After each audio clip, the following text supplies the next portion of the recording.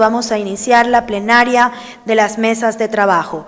Lo haremos con la mesa número 1, que trató el tema tecnología de la información y la comunicación, y como subtemas tuvo las cláusulas de exclusividad en operadores económicos de telefonía móvil. El relator es el abogado Eduardo Esparza.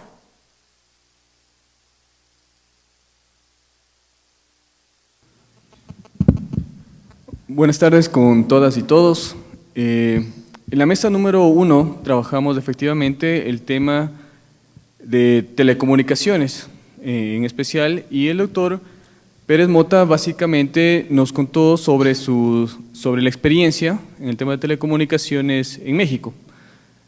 Básicamente pudimos ver que existen varias similitudes entre lo que sucede en el país y también en México, así como en otros países.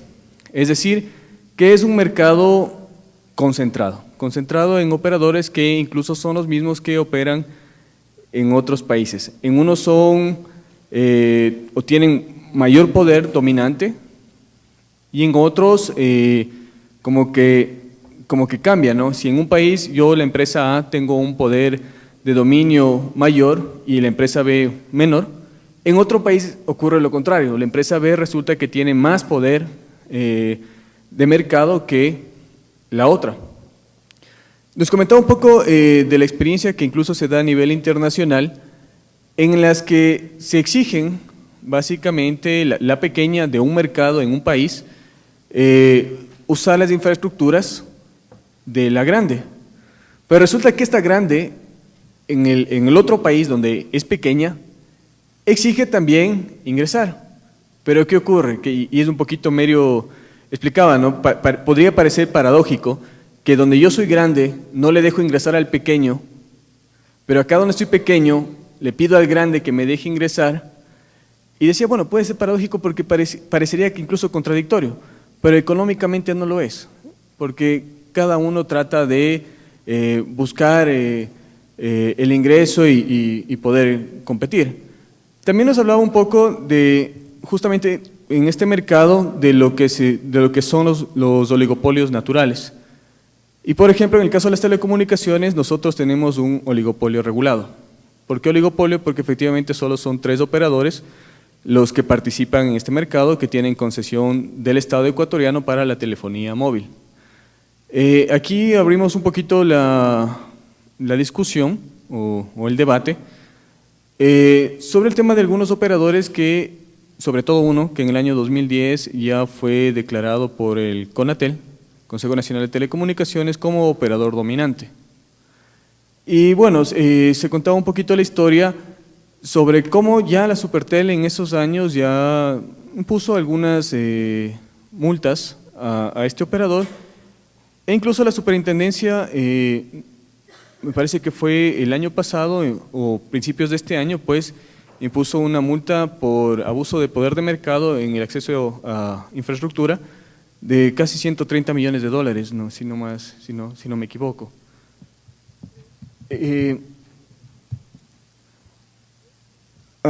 También doctor nos refería un ejemplo sobre que muchas veces estos mercados son oligopólicos naturales, no porque ellos lo quieran, sino porque efectivamente las condiciones se prestan para esto.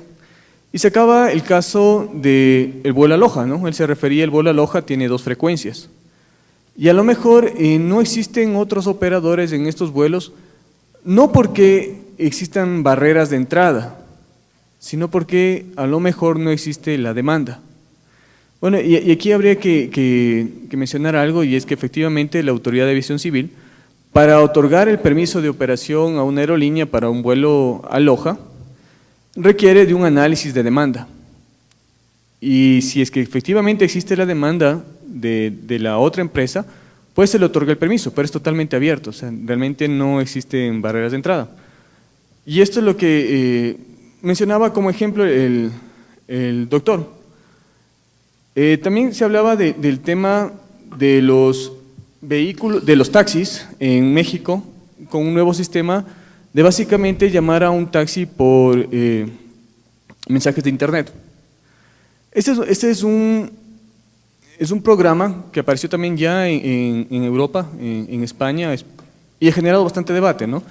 Sobre cómo algunos grupos, por ejemplo, de taxis, pues las cooperativas de taxis se oponían a que se les otorgue, se les permita a estas nuevas empresas que operan bajo mensajes de correo o de Internet, de WhatsApp, o una aplicación específica para llamar a taxis y que ellos vengan, ¿no? Entonces venía un poquito el tema de si se les debería o no se les debería permitir operar, o si realmente se les debería restringir, ¿no? A ciertas cooperativas, o más bien debería ser un tema abierto.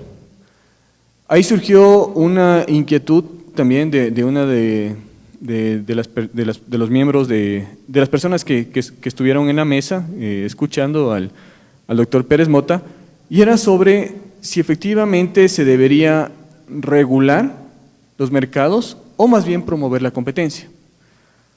Lo que se podría resumir básicamente en una respuesta, y es que esto depende, o sea, depende del sector, y yo creo que es muy importante. El doctor decía, por ejemplo, en temas como telecomunicaciones, pues efectivamente, claro, ese es un mercado que tiene que ser regulado, pero en otros mercados, pues no, o sea, en otros mercados más bien debería haber una promoción más bien de la competencia.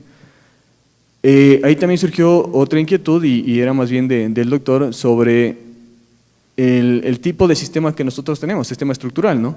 Si nosotros defendemos la competencia como ciertas estructuras en otros países o la competencia y los consumidores. Entonces el doctor identificaba que nuestro sistema dice que es un poquito intermedio. O sea, defiende competencia y consumidores, pero algunas cosas de los consumidores no. Entonces ahí más bien valió una aclaración sobre el marco, bueno, ahí sería una aclaración más bien de tipo constitucional. O sea, y un tema que es importante resaltar es que nosotros, nuestra ley, ¿cómo se llama? Nuestra ley realmente no se llama ley de competencia. Nuestra ley se llama Ley de Regulación y Control del Poder de Mercado. ¿Por qué se llama de esta manera? Porque también obedece a una estructura constitucional, a unos principios constitucionales, a una ideología política que se plasmó en Montecristi en el 2008. Y esto es que nuestra Constitución nos dice que nosotros somos un Estado constitucional de derechos y justicia. Parece que no dijera nada, pero realmente dice todo.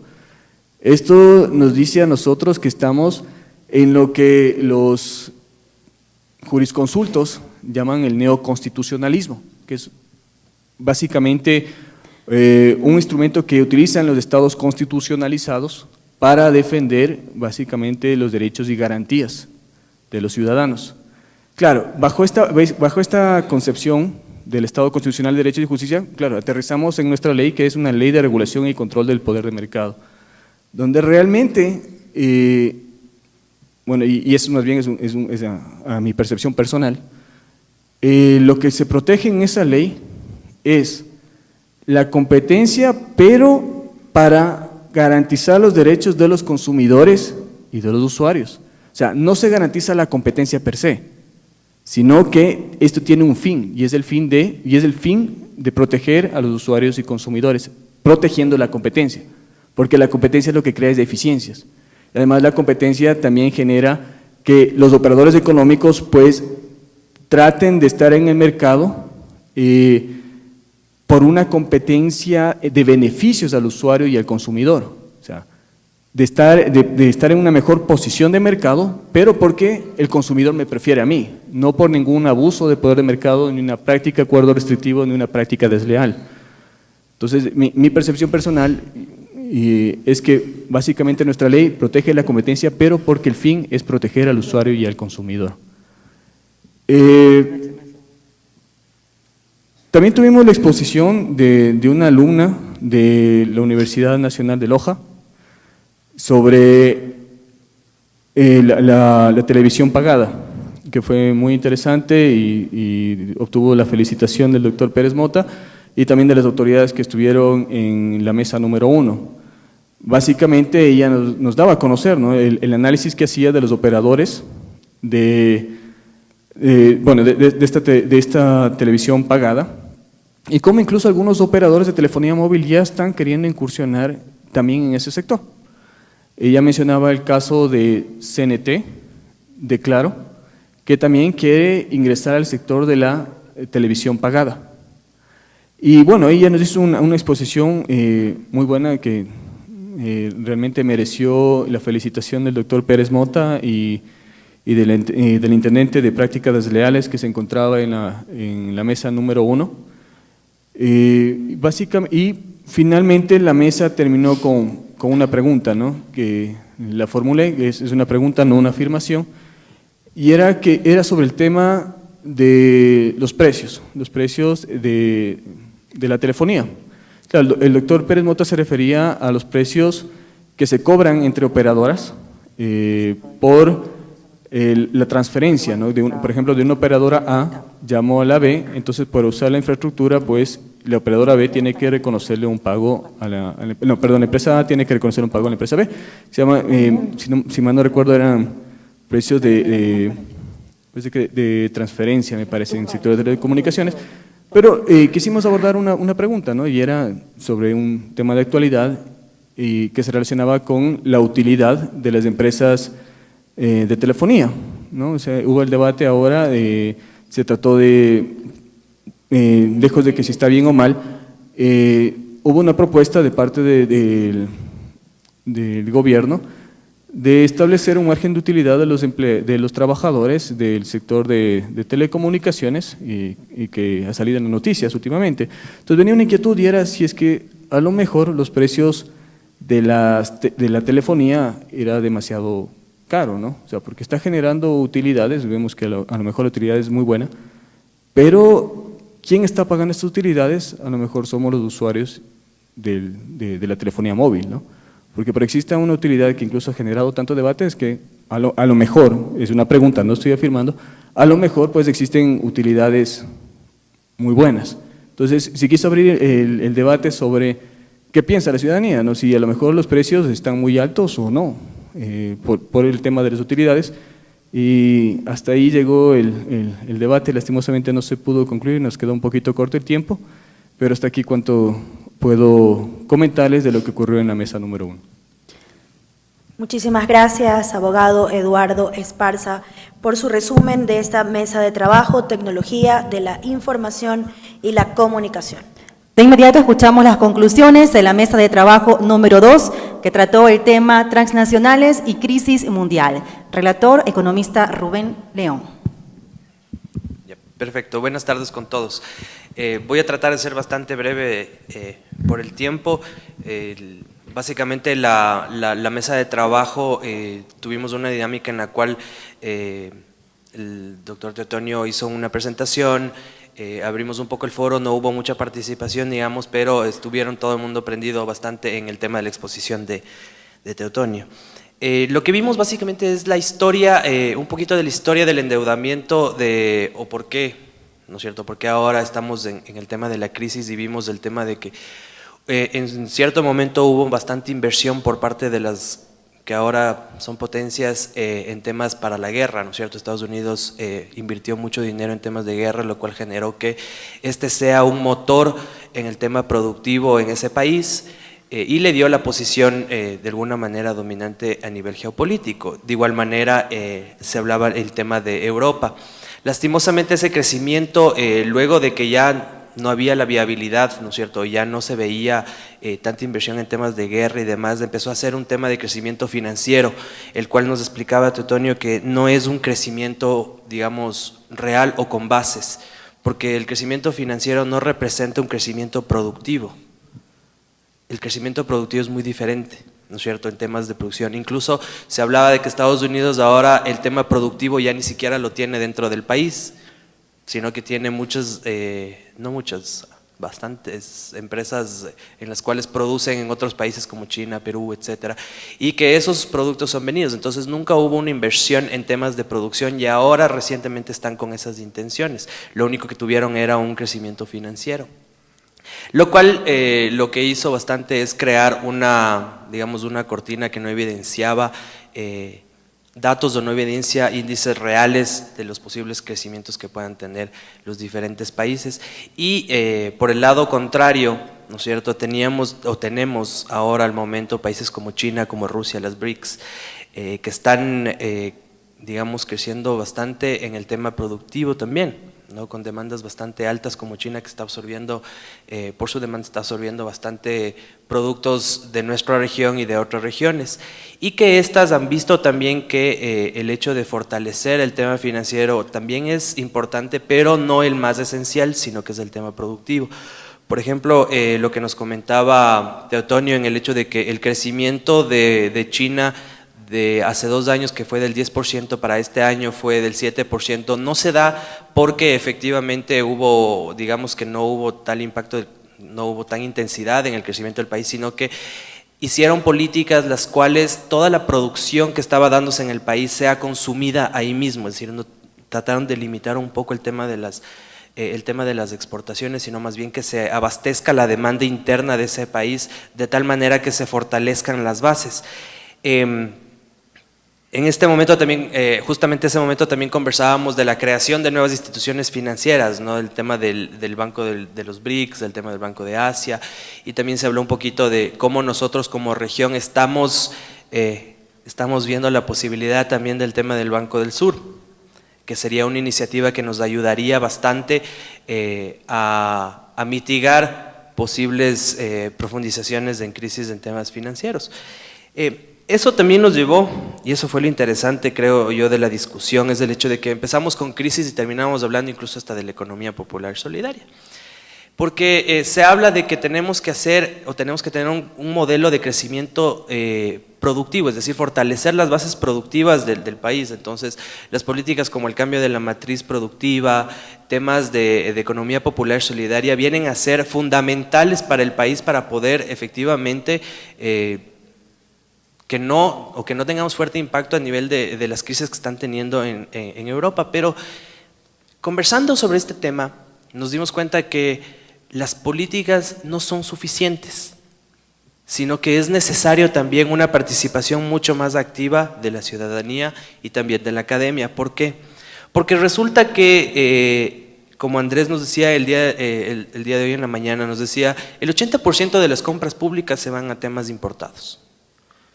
Entonces, ¿de qué política de inversión productiva estamos hablando cuando el mismo Estado está gastando la mayor parte de los ingresos, la mayor parte del dinero del Estado en comprar productos importados? No tiene sentido. Peor aún, cuando efectivamente el tema de compras públicas direccionado para la economía popular solidaria no llega ni al 3%. Entonces, ¿cómo estamos hablando de un cambio en la matriz productiva donde las compras públicas efectivamente no están siendo de alguna manera direccionadas a productos nacionales, al sector de la economía popular solidaria?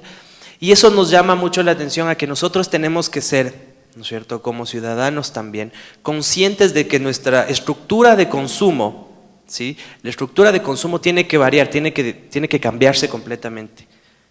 Es decir, nosotros mientras más dinero tenemos ahora, más compramos productos exclusivos o internacionales, ¿no? Entonces tenemos que cambiar esa estructura de incentivos de parte de la demanda, la cual nos permite evidenciar que el poder consumir productos nacionales, por ejemplo, va a generar mucho mejor dinamicidad dentro de la economía ecuatoriana. Entonces es un tema que tenemos que considerarlo tanto como consumidores como ciudadanos en sí, en el hecho de ser mucho más conscientes. Como decíamos, el tema de que nosotros llegamos a hacer compras, somos consumidores, pero no somos nada informados, no hay lo que dicen la soberanía del consumidor no existe, porque ya de entrada, cuando llegamos a comprar algo, ya de entrada estamos en desventaja. No sabemos cómo se produce, no sabemos qué material utiliza, no sabemos qué insumos tiene, estamos completamente desinformados, lo cual nos deja más bien, nos deja sin herramientas para poder efectivamente, de alguna manera consciente, hacer una compra que sepa lo que estoy haciendo, sino que nos deja como, digamos que a la merced de quien mejor mercadotecnia tenga, de quien me vende el producto a través de la televisión como quiera, como lo haga ver, siendo esta información real, siendo esta información no real. Entonces, tenemos que ser mucho más conscientes como consumidores y tenemos que ser mucho más participativos. Y eso llevó a otro punto, y es el tema también de la academia. El hecho de que la academia tiene que ser mucho más participativa también. La academia en el Ecuador estamos bastante dormidos. No estamos generando cosas que puedan tener impacto a nivel nacional. Y la gente o las personas que tenemos el privilegio de estudiar en la universidad somos muy pocos y tenemos que aprovechar eso para poder generar algunos cambios. Entonces, lo interesante en realidad de la mesa fue que llegamos desde hablar un punto de crisis internacional que nos llevó a puntos como estos, ¿no? Que necesitamos generar un poco más, necesitamos generar más conciencia, más participación, tenemos que ser mucho más participativos y tener la conciencia de que podemos generar mucho más impacto a través de ser más informados, a través de investigar un poco más y tener esa iniciativa de asociatividad. Tenemos que asociarnos entre todos, unirnos entre más, porque así se va a escuchar un poco más algunas consideraciones que podamos tener. Entonces, eso básicamente es lo que les puedo contar de la mesa 2 en resumen para poder dar paso a mis compañeros de las otras mesas. Agradecemos la intervención del economista Rubén León, que nos dio a conocer las conclusiones del tema transnacionales y crisis mundial. Enseguida escucharemos la relatoría del economista Juan Carlos Jácome, quien estuvo participando en la mesa de trabajo número 3, cuyo tema fue prácticas anticompetitivas en el sector transporte y el subtema ventas atadas, sector automotriz, transporte aéreo. Buenas tardes con todos. Al final, el tópico a tratar en la mesa de trabajo fue básicamente el sector del transporte. Andrés Pizarro, quien dio un marco general a inicio del trabajo en la mesa, en base a su experiencia, de alguna forma ponía en el análisis, en el debate, justamente la dicotomía entre el funcionamiento de mercados de transporte de manera descentralizada o a través de acciones no cooperativas de quienes formaban parte del sector, ¿sí? Versus acciones cooperativas de quienes formaban parte del sector, de manera mucho más gráfica, el que tengan N cooperativas de buses regados en una ciudad versus cierto nivel de troncalización, de caja común. Eso evidencia de alguna forma una estructura de juego no cooperativo versus un juego cooperativo, y conversaba sobre los efectos en la cobertura de los servicios en un escenario y el otro. Básicamente, una de las anomalías de que el mercado opere por sí solo en sectores como estos generaba en que gran parte de las rutas converjan justamente a las calles o avenidas de mayor tráfico, porque evidentemente había mayor posibilidad de ganancias, y por ende sectores un poco no tan concurridos resultaban excluidos, lo cual reflejaba una anomalía per se en el mercado vistos desde una perspectiva social. Eso en comparación con los efectos palpables de esquemas que están siendo aplicados no solo en países del primer mundo, sino también en países como los nuestros, de caja común y de alguna forma troncalizar en una ruta específica el transporte público, como ocurre en casos como Quito y Guayaquil, lo que es el trole y la metrovía. Eso poco fue el contexto inicial. Luego de esto, un estudiante presentó una tesis relacionada al mercado de transporte aeronáutico, en el cual señalaba justamente el caso particular de Loja, donde una aerolínea particular era un monopolio y que presumiblemente existían prácticas de abuso por el mercado asociados con aspectos como precios excesivos y que evidentemente extraían el excedente del consumidor, una baja calidad, una baja oferta e inclusive posibilidades de discriminación injustificada. Entonces, estos elementos fueron más o menos resaltados en la tesis planteada, lo cual de alguna forma fue moldeando la mesa de trabajo hacia el sector aeronáutico. Sin embargo, la mesa fue instrumentada planteando 3 preguntas básicas, lo cual debía generar, y en efecto generó, una discusión al interno de la mesa, ¿no? La primera pregunta planteada era básicamente si creían que el mecanismo de mercado como tal, por sí mismo, lograba satisfacer todas las necesidades de los consumidores de manera adecuada, o si este mecanismo tendía a concentrarse solo en aquellos nichos de mayor rentabilidad. La opinión de muchos de los asistentes, pues evidentemente señalaban que los mercados por sí mismos se iban a focalizar en aquellos segmentos donde podían extraer mayor ganancia, por ende excluyendo aquellos sectores donde no iba a haber ningún incentivo económico subyacente. Evidentemente, digamos que no fue mayoría absoluta, mucho silencio aparte de los 3 comentarios, 4, lo cual intuía evidentemente que el criterio era generalizado y que evidentemente se reconocía que el mercado como tal nunca va a suplir las necesidades de todos quienes realmente requieren satisfacerlas, ¿no? Y ahí es cuando siempre hay un espacio para que o se diseñe un mecanismo para que mismos privados satisfagan necesidad o entre el Estado de alguna manera a cubrirla. Consecuentemente, la siguiente pregunta, que causó mucha más controversia, era hacer un análisis comparativo desde el punto de vista del bienestar social. Escenario 1, Loja sin ninguna cobertura de servicios aéreos versus Loja con la cobertura de servicios aéreos a través de un monopolista. Y la pregunta era justamente qué escenario, a juicio de la audiencia, generaba mayor bienestar social. Hubo un par de opiniones contrapuestas en el sentido de que se pensaba que ninguna de las dos alternativas generaba bienestar en lo absoluto. Otro segmento de la audiencia señalaba que evidentemente el escenario donde había al menos uno ofreciendo servicio otorgaba más bienestar que el que nadie lo provea.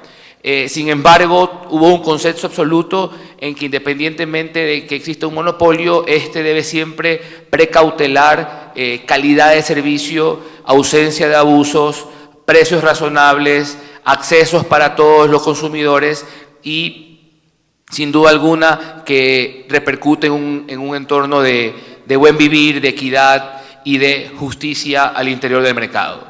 La siguiente y última pregunta era básicamente, bueno, luego de toda esta lluvia de ideas, cómo diseñar un mecanismo alternativo para que dinamice estos aspectos que se evidenciaban en el sector aeronáutico de la ciudad de Loja.